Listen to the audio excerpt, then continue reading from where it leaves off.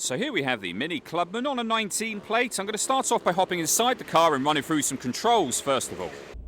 Okay, now that we're inside the car, we're going to start with the dials. On the left-hand side, we have the rev counter. We've got your speedometer and fuel gauge over on the right-hand side. In the middle of the speedometer, you've got the trip computer, which includes the total miles for this car. They are 23,775.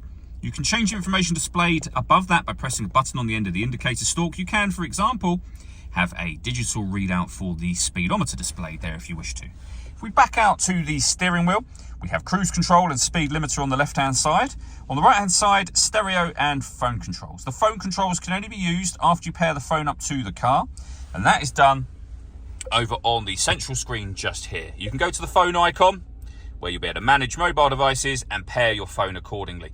As you can see, it is touchscreen, but you don't have to use the touchscreen. As you can see now, I'm making movement on the screen without touching it, and that movement is being done using this dial and the collection of buttons that surround it. So you can go directly into certain menus or use the dial.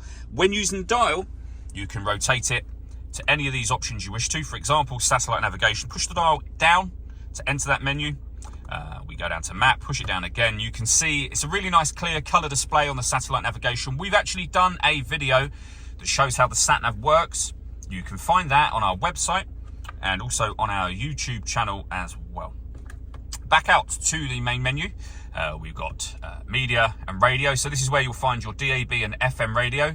Bluetooth audio, so you can stream your music wirelessly once you've paired your phone. We've also got USB input there as well. So loads of ways to listen to your music. And then, of course, pairing your phone is done, as I said, under that communication heading. Working our way down, we have the volume for the stereo. We then have dual zone climate control. So you can adjust the passenger temperature, the driver temperature. You can increase and decrease the fan speed. You can also determine which direction you would like the air to be distributed in once it enters the car. The air conditioning is on at the moment, so that button there, we'll turn that off and back on again. You can recirculate the air that's in the car. That's a great way of heating it up or cooling it down quickly depending on the temperature you set, and you can turn that off, and it's off at the moment where that light now doesn't show. You can also hit auto. In doing so, the car will now take control of the fan speed and the direction of the air to maintain the two temperatures you've asked for. If you press auto again, you go back to whatever setting you had that on previously. We've also got a heated driver seat and a heated passenger seat, both of which have got 3 separate heat settings, as you can see. Below that, we can change the driving setup of the car, which I'm going to come back to in just a moment. We can turn the traction control on and off. This button starts and stops the engine. And this one turns off the stop and start, which is a different thing to this altogether. That's turned off when that light shows, but when that system is turned on, this car is designed to cut out when it's stationary in traffic, which in turn will save you fuel. So you can turn that off and on as you wish to. We have a 12-volt charging socket along with the USB input, and the gear lever for the fully automatic gearbox. Back to this button here.